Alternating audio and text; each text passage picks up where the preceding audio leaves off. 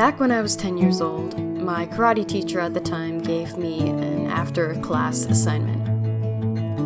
Oddly enough, it was to watch the movie The Karate Kid. After the class, my mom and I rented the movie from our local Blockbuster.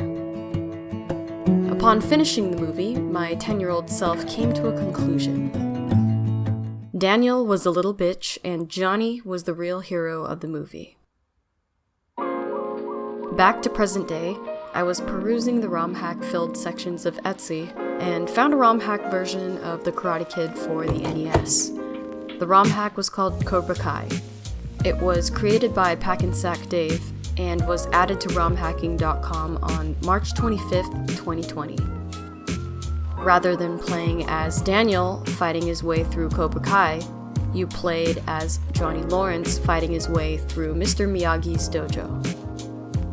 The game plays the exact same as The Karate Kid, just with a completely different skin, and different text lines. The first part of the game consists of 4 practice fights at the Cobra Kai dojo.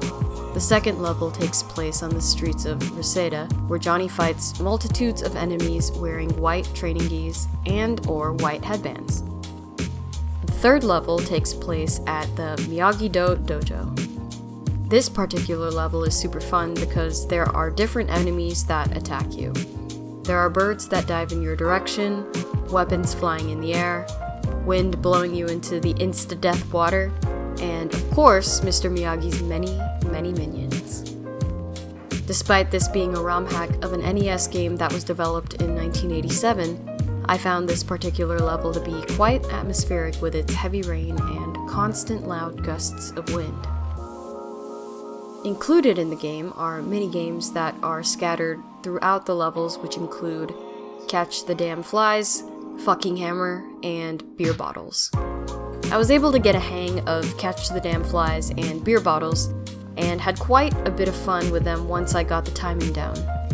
On the other hand, I could not for the life of me figure out the Fucking Hammer minigame. I didn't try hard enough to figure it out either. I had to rely on performing well on Catch the Damn Flies and Beer Bottles to get me some extra strong attacks and lives. The music in this game wasn't amazing, but it wasn't bad either. It was kinda just in the middle. The most important thing to me was that I wasn't bothered by its constant loops. The game is intense, and just like any other old school game, it has the ability to make me cry out in pure anger and frustration when I play. Despite that, I actually had fun restarting from the beginning every time. I couldn't get past the Miyagi-Do dojo level because of the damn platforming in the middle of the level. If I didn't just fall into the water because I panicked, I was blown into the water by the strong winds.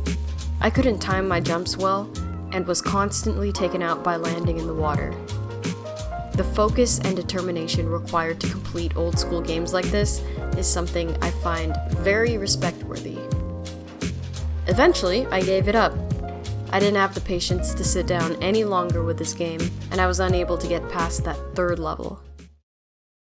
I don't really plan on going back to it anytime soon, but it definitely serves as an interesting piece of history, as well as a conversation starter sitting on my shelf.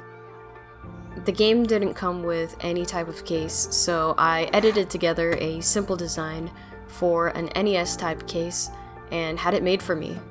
I thought it turned out pretty good, and now it sits all nice and snug with my other NES games.